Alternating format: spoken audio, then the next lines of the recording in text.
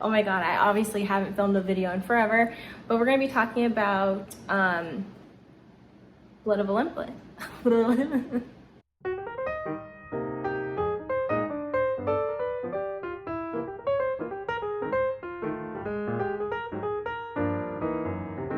Welcome back to another Arya Creates Art video, and I'm actually recording on my phone because I'm filming this very impromptu type video because I wanted this to be casual, like we're friends and we're going to be talking about the book that we just read together, and we just read The Blood of Olympus. It's the very last book to the Heroes of Olympus series. I'm like spacing out on the names of everything with this book right now.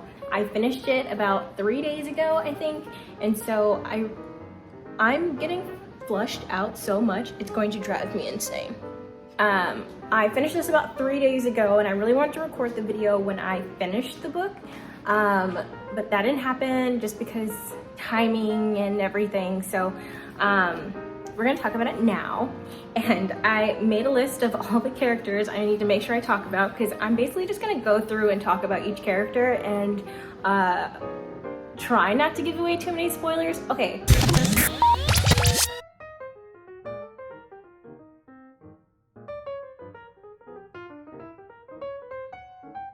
There will be spoilers. I'm mostly going to be focusing on this book because I took a very long time to read this series, so I could not tell you word for word how the other books went. I can tell you general things based off the titles if we were to reflect, but I cannot tell you all the big major events. So in The Blood of Olympus, the final book to this series, I absolutely love this series. I read Percy Jackson when I was in 7th, 8th grade, and finished it whenever that last book came out. I read them pretty fast, like back to back, as soon as I could. I got the first book from my reading teacher at the time, and she was amazing and encouraged me to read constantly, and that's how I really completely fell in love with reading and trying out a bunch of different books and stuff. And that was just a great series, and my mom read it along with me, and we would go out and buy the book and read it together. And so I just had a great time. It's just great memories thinking about Percy Jackson, the Lightning Thief series. So I already loved Rick Riordan's writing and his books. I have a goal to read all of his books. Don't know when I'll do that or finish it, but finish the second one. I do want to do the Trials of Apollo next, and then the one of the Asgard series. I don't remember the name of it, but it's the Asgard series. So besides all of that, here's this series. I will probably have to say the first book is my least favorite of the series. Just because, of course, we are getting to know 3 new characters. There's no Percy in the first book. It's just Jason, Piper, and Leo, which, don't get me wrong, I do like them, and I grew to love them a bit more throughout the series. I wasn't just like a huge fan of them in the first book. I know a lot of people like Jason. I'm not his biggest fan. In the last book, he really did pull through, I think. And he had a very traumatic experience in the book previous to this, which was House of Hades, I think. And so I feel for him, but I don't know still if he's my favorite. So yeah, we'll get into that. But overall, this book was amazing. I think Mark of Athena or House of Hades would be my favorite one from this series besides the last one, because the last one kind of always gets you. So I would say Mark of Athena or House of Hades was my favorite, just because I really loved, I think it was the cliffhanger for Mark of Athena, when once Annabeth and them kind of got the statue, they got it, but they fell. That cliffhanger really was like what made the book. And her whole trial of fighting Arachne was amazing, and I'm surprised I remembered that name, but I loved all of that. So, and I was always an on and off again fan of Annabeth because I praise her for being so smart and strategic and just being awesome, but I also just had an issue with her seeming to be always right. So it was nice seeing her in Mark of Athena and like actually full-on struggling because she had a huge fear. And everybody knows the kids of Athena have this fear of spiders and stuff, and having her go on that was amazing. Mark of Athena, that's why I loved it. And then House of Hades, I really fell in love, and I'm trying to make sure I have the parts of the story right, which is why I loved Hazel, because that was like her moment. And then there was Frank, who had his really like coming of age type thing of becoming a praetor and stuff. So I really loved that, and how he connected with like the spirit of his dad when they were in that city and all the rampaging, and he like leveled up. Like Frank literally leveled up, like somebody gave him a mushroom. So I loved Frank and Hazel since day one. Since they were introduced, I was like, those are my two favorite people.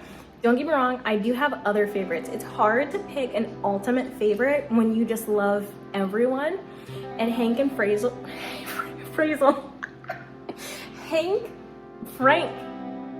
Have I been saying Hank this whole time?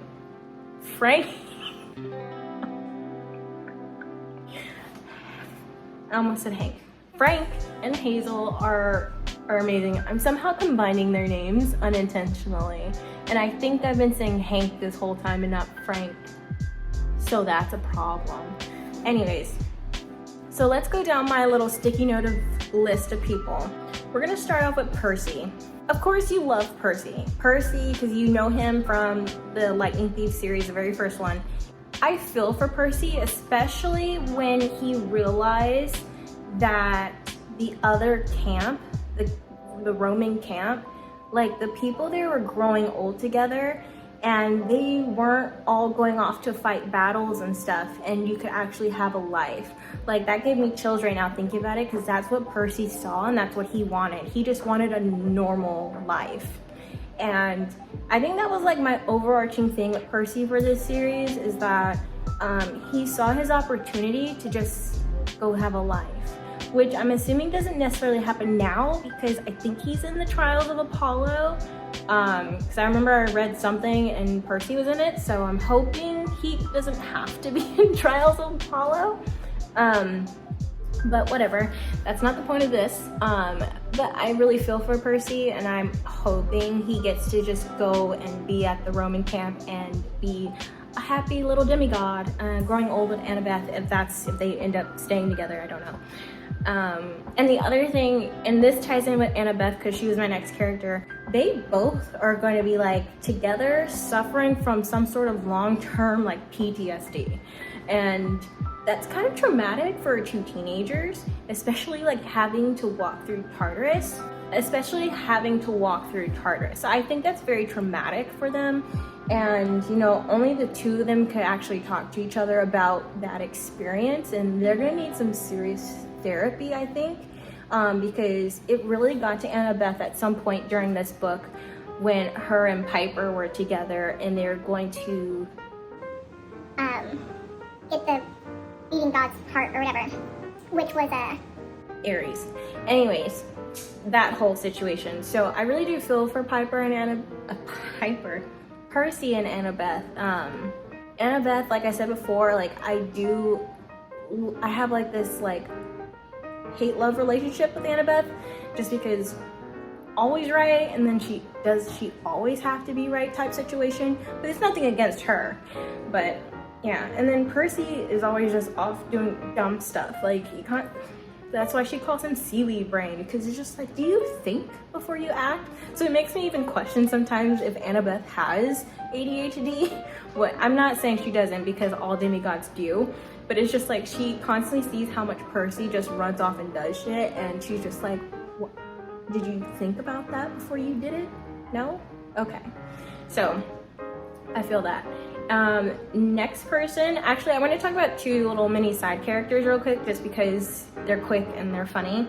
Hedge, the whole time he was freaking out about his wife, and I'm loving it the entire time. Him sending letters, him getting mad at people for like interrupting him, like Hazel interrupted him once, like in one of the previous books and stuff, from writing letters to his pregnant wife. And so I loved how obsessed he was of helping them, but also making sure he gets home to be there for his wife and to be there for his newborn baby. So that was really sweet. And with that, Clarice being named the godmother of their baby was like the cutest thing ever. Especially because, like, if you know Clarice since book 1 of the Percy Jackson Lightning Thief series, you know that like that is like insane. Like, you would never think somebody would choose Clarice to be somebody's godmother. So that's like a really big deal. Next, since I already talked about Percy, Annabeth, Hedge, and Clarice, I wanted to talk about Jason. Okay, if I talk about Jason, this has to tie into Piper. So Jason, I also have like I wanna like you, but I don't like you yet type feel until the last book, really. And again, he's kind of like Percy in a ways that he has all this weight on his shoulders, especially because he's the son of Zeus. And it, like, him not having his memories forever, and constantly being knocked unconscious, or just being, honestly, just being useless. Sorry to say that about Jason, but like, he constantly was just knocked out or like incapable of doing things, which wasn't always his fault, but it's hard to like someone when they're not doing anything. Even when it's not their fault, it's just you don't know what their choices would have been or how they can contribute if they're not doing anything. So with that, nothing against Jason, I really do feel for the fact that his mother was a crazy woman or went crazy, and you know, him being separated from Talia as an infant child thing, and you know, being sent to the wolf pack and then to Rome and all of that, like that must have all been very crazy as a child. And then the fact to lose his memories and amnesia and get knocked out all the time and slowly get memories back, and it just was like all insane. But the thing that stuck out to me the most with Jason is the fact that him and Percy at some point in this book were both just like, I wanted to give up. And I don't know, that's very subtle talks about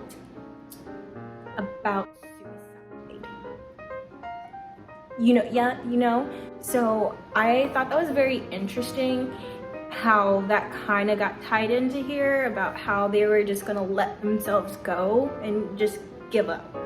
Like they just couldn't do it anymore. And that's what comes with the pressure of being like the golden child in situations, and that's absolutely terrifying, and like you don't want to put that weight on a kid's shoulders. So I feel for Jason. I do. Like that, I can't imagine. I mean, I kind of can because I'm the first child, the oldest, so we do feel that weight on our shoulders. His, of course, is a bit more extreme, but it also is fictional, so there's all of that. So I feel for him, but I am happy with the result of his story, or the resolution of his story with this series, because he felt good in both camps, but knew he couldn't decide on where to stay, and gave himself a job, which is great. And I'm really happy for him, because I think that's an awesome job, honestly. And the whole like thing with Kim, the goddess and stuff, was really cool. So yeah, approved. Stamp of approval. Piper. I didn't think she was a useless character. She just wasn't my favorite. It took me a while to get more used to understanding how the demigod of Aphrodite can be a very strong and equivalent member of the team, if that makes sense. And of course, that comes from the standard of them not having like a strong Aphrodite demigod character before in the previous series, besides Selena, that was her name, Selena, who died, who turned out to be bad. So we didn't really get to see the full extent of what she was capable of. So, okay, I just want to clarify something real quick. I said that Selena was bad. She wasn't bad. She actually just, bad guys convinced her that in order to save the people she loved, she had to help them, and so she did bad things, and kind of went against everything Percy and everybody was fighting for in the first series from Rick Riordan. So that's what I meant. She's not bad. She did bad things in order to protect the people she loved, which was her boyfriend, especially Chris. And that was it. I just wanted to put that out there. Selena wasn't bad. She did bad things, and she was Clarice's best friend. So just putting that out there. So with Piper, it's different. And, you know, we really got to see her develop her power of, I don't know, whatever it's called, this talking thing over people. But that was really cool with Piper.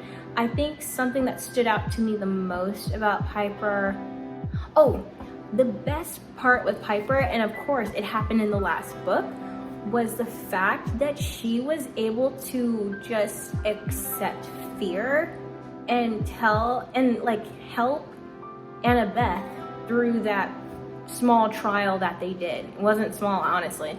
Battling a giant and stuff like that, and understanding fear and pain and just having to accept it. I think that was a great way to talk about fear and pain in a book. It's kind of like going through, like, what is it called? The 7 things of grief. 7 steps of grief or whatever. And at some point, even with like depression and anxiety, you just have to like accept your fear and just move on from it and just keep pushing through. You have to use it as like fuel to the fire.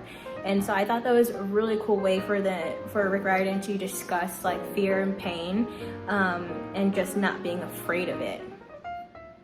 And I like that she went with Annabeth, because that made a lot more sense, because Annabeth is so strategic that she's just like, there has to be a solution. Piper's like, no, you just got to feel your way through it. I love that, because I'm not like that at all. I mean, I do tend to go based off my feelings sometimes, but like then I overanalyze and then I turn to Annabeth. So I feel like I'm flip-flop between Piper and Annabeth mentally. I don't know. But that was honestly my biggest highlight for Piper. That whole chapter, or however long it was amazing. Hazel. I'm trying to think, did Hazel have a big moment in this book? I don't think she did. I feel like Hazel's big moment came in House of Hades, and all those amazing times that she used the mist. Oh, Frank and Hazel, I think their moment in this book that stood out to me was the fact that they accepted Leo's plan, and Leo knew he could trust them. So that I think was a really big deal.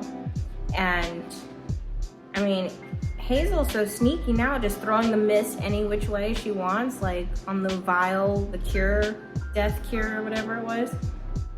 But Hazel has, I think because her story and how I can obviously connect with Hazel a bit more was really cool. From the beginning, the fact that she died and came back, and she obviously had a very traumatic death. The fact that she was crushed to death with her mother in like a cave, that sounds absolutely terrifying. Yeah. And it's weird how her and Nico are able to connect about the fact that they've lived a long life, like they come from a different time, but Nico never died.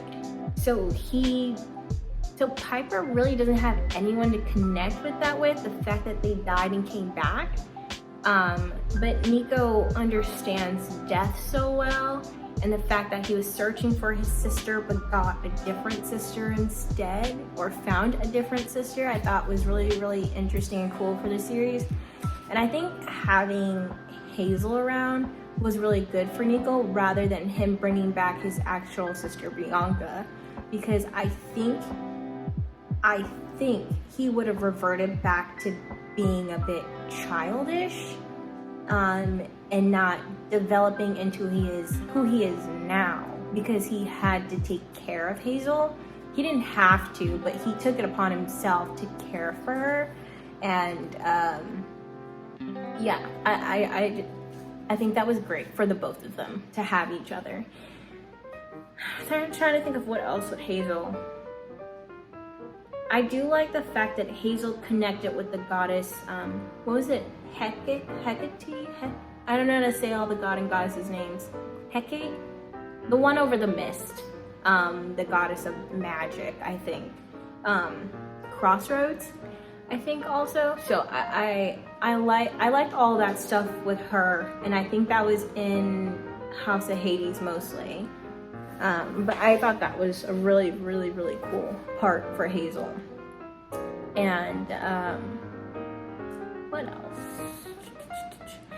I loved how protective Hazel was over Frank and his firewood. Like, just like I won't let it burn. Nope. I'm gonna protect it with her life. And I thought that was like the sweetest thing ever. And then on to Frank and his firewood. And I think I already mentioned it, but like, dude leveled up. That was his big thing. He leveled up. And now just turns into any animal he wants willy-nilly. Super buff big dude, and people know him as like cuddly teddy bear type person. So I think that's hilarious. And I love Frank. The fact that he's more of a reserved person and is just super nice, and the fact that he's like the buffest one on the team and just is the son of Ares, and is just insane to me, and I absolutely love it. And I love him and Hazel's relationship with Leo. Like, Leo had that awkwardness of liking Hazel, but then they realized like, no, we just have a connection, but it's not a relationship. And I'm happy Leo got past that, because that would have been very awkward. And Frank is kind of like, Hazel's my girl, but I'm not gonna like brag about it. But that whole dynamic, especially once Leo realized they're not anything and they're just all gonna be friends, they became a really cool like other trio besides him, Jason, and Piper. So I really like that. Moving on, who's next? Leo. And I was just talking about Leo. I thought he died. I just couldn't think. I couldn't figure out the little puzzle of how he kept himself alive, but I wasn't digging for it, because I knew there was gonna be a chapter, there was gonna be something to follow up what happened to Leo, and if not, it was gonna be in another book. So I wasn't that worried about Leo. I just was trying to fill with the characters, as they had no idea what happened to Leo or what his plan was. So I'm trying to think. Frank and Hazel obviously thought that Leo somehow could take the cure, and Hazel obviously felt the same as Nico, that his death was different, and they sensed something, they just didn't understand what it was, and that's why they didn't want to give anybody any lingering hope in case it wasn't right. Had like a hiccup and then a burp. So yeah, I love Leo when he got knocked off the ship in the previous book or the book before, and he met Calypso? Who did he meet? Oh, it was Calypso. Oh, the island is Olgia or something, I think. Oh, Ogia. I don't know, but the girl is Calypso. I thought so. I just thought I was wrong for a second. I did say Calypso. So the fact that he went back for Calypso and held up his promise, and I think it was great for them to send Leo to that island, like get knocked, like obviously they didn't send him there, but he got knocked there. I'm talking about Rick Riordan. I think it was great for him to write in that character for Leo, just because it also showed that because of everything going on, Percy wasn't able to follow through on all of his promises that fast. And like, given time, he probably would have if he went back and tried to remember all the promises he made. But that's kind of what heroes do, is that they keep making promises, but they don't keep them. Or it's like so late and like, it's like almost worthless at that point. Because Calypso could have turned into a very angry, spiteful person, which she was angry, obviously, but she warmed up to Leo, and like that's funny because Leo's fire, but I think that was really great because sometimes you can't look up to your heroes, and that was like Nico's big thing, was that he stopped looking up to Percy and having like a crush on him and stuff because he was just like, oh, Percy's not that great, you know? So, and I think that's good for Leo too, because I don't think he really looked up to Percy, but he saw that there's a lot of empty promises, not just from Percy, but from the gods and stuff. So I thought that was really interesting. So these are probably my next two really favorite characters from this particular book, just mostly from this book, would be Nico and Reyna. Nico, I think, had a huge undergoing in this book, especially with all the shadow traveling and like fading in and out, and realizing how much he actually cared about Reyna, and even almost close to like including her as a sister, and like seeing how brave she is, I think also probably reminded him of Bianca. And I love seeing his relationship with Reyna develop, because she didn't like him initially either that much, but she had to trust him to do his part. So it was interesting seeing how he warmed up to her, and yeah, and how she took care of him too. So, and how they took care of each other, which was great. And I love that Coach Hedge was there the whole time. But Nico was he was great throughout this series. I loved Nico in this. But it was scary for a second to think that like he was gonna fade into the darkness. But as soon as those last few times, hold on. Okay, I had to cut my camera for a second. So I was talking about Nico and his last few times shadow traveling or whatever. It's nice that the fact that right when he got to the camps, like Will Solace showed up and immediately knew, and because of Coach Hedge too, obviously, and giving him the news, but he was just like on it. He was just like, you need to stop doing that. I told you to stop doing that. And he was worried for him, and I'm like, Nico, people are worried for you, but he like doesn't believe it, doesn't see it. And even Will Solace had to be like, you're the one who ran away. No one told you to leave. And so that was really cool, because there's a lot of people like that, and I think that also stems from some sort of anxiety and depression, is that everyone hates me, no one would like a kid of Hades, and blah, like just like putting words and feelings into people without actually even like talking to them about it. Yeah, some of the kids might have stayed away from you, but from some of the kids who might have actually talked to you, you like zone them out. You like put up these guards, and you can't see the people who are actually trying to talk to you. So I thought that was really interesting to have such a bold character confront Nico, like especially someone so completely different. Like, it's a son of Apollo, and so that's what also Nico kept pointing out. It's like, this son of Apollo, this kid of Apollo, and it's just like, yeah, this kid who's all sunshine and rainbows is trying to help you, the son of death, or Hades, or whatever. So I really like Nico's development in this series, and especially in this book, because he needed to be saved, and no one actually like saved him. He saved himself, but like he needed those people who are around him, like Reyna, and then Will at the end, Coach Hedge, who brought him back to life. Round of applause to Coach Hedge. Like, he literally brought Nico back from the dead. He was fading in and out, and somehow Coach Hedge's magical nature medicine brought him back, which is amazing. So I'm really happy Coach Hedge was there, and Reyna was just like, Coach Hedge saved you. And I think the biggest moment in this series, moving on to Reyna, was Reyna leveling up. It was her level up. Oh, this part, okay, I want to reread this part, okay? This is for Phoebe. She snarled in his ear. For Kinsey. For all those you killed, you will die at the hands of a girl. Orion thrashed and fought, but Reyna's will was unshakable. The power of Athena infused her cloak. Bellona blessed her with strength and resolve. Not one, but two powerful goddesses aided her, yet the kill was for Reyna to complete. Complete it, she did. The giant crumpled to his knees and sank in the water. Reyna didn't let go until he ceased to thrash and his body dissolved into sea foam. His mechanical eye disappeared beneath the waves. His bow began to sink. Reyna let it. She had no interest in spoils of war, no desire to let any part of the giant survive. Like her father's mania and all the other angry ghosts of her past, Orion could teach her nothing. He deserved to be forgotten. Besides, dawn was breaking. Reyna swam for the yacht.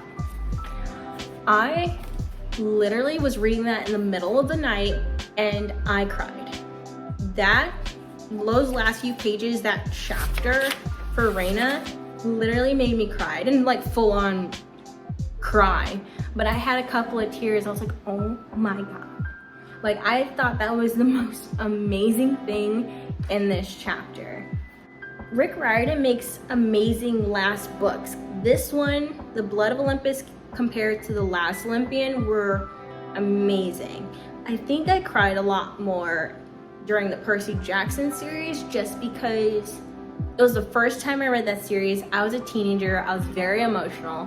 Not to say I'm not emotional now, but all of that had a very large impact on my life at the time, and it was just perfect timing for me to read that. I know there's gonna be a good ending. And good as in like, there's still gonna be something kind of traumatic. It's gonna make me cry in the book, but things will be resolved in a way that I feel good. And I think I felt good in the sense, I think I felt better at the end of this book just because I didn't feel as emotional. I didn't feel like there was still something missing. When I read the last book from the Percy Jackson series, I kind of just knew that there was more to the story. And obviously there was, because there's another book. But I feel like I have more of a resolution for Percy and for Annabeth and for everyone's lives. Because I felt like the first series, after you read this one, you're just like, wow, this really was the ending of their stories. Rick Riordan, amazing writer. I'm so excited for the Disney Plus TV series of Percy Jackson. I think it's going to be amazing, and fingers crossed, like, they get an amazing casting because Rick Riordan's actually going to have his hands in the pot this time.